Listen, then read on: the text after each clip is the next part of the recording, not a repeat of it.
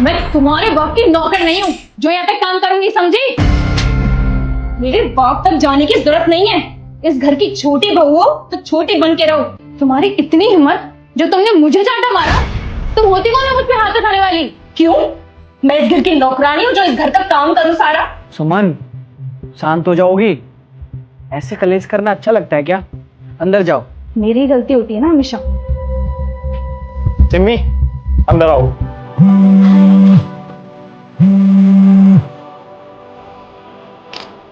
Hello, क्या 20,000 रुपये चाहिए? अभी करता हूँ।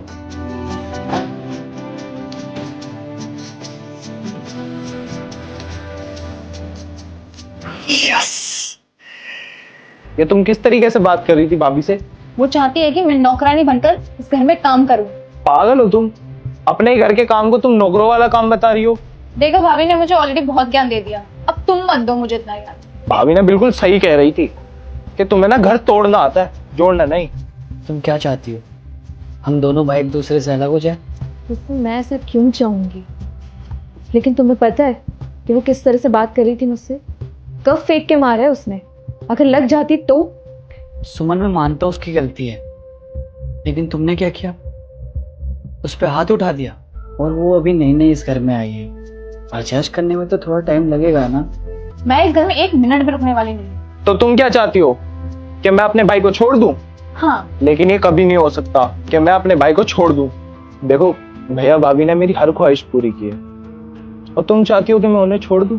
और देखो ना, तुम्हारी मम्मी भी तो तुम्हारे घर शादी करके आई थी ना, उन्होंने भी तुम आगे तौर तरीके अपनाए, तो तुम्हें भी तो अपनी जिम्मेदारियां समझनी चाहिए ना। प्लीज मेरे लिए। और माँ बाप के जाने से पहले मैंने उनसे वादा किया था कि मैं अपने छोटे भाई का ख्याल रखूंगा। अभी काम करो, चाहो उससे माफी मांगो और मुझसे प्रॉमिस करो कि आज के बाद से तुम कभी नहीं लड़ोगे।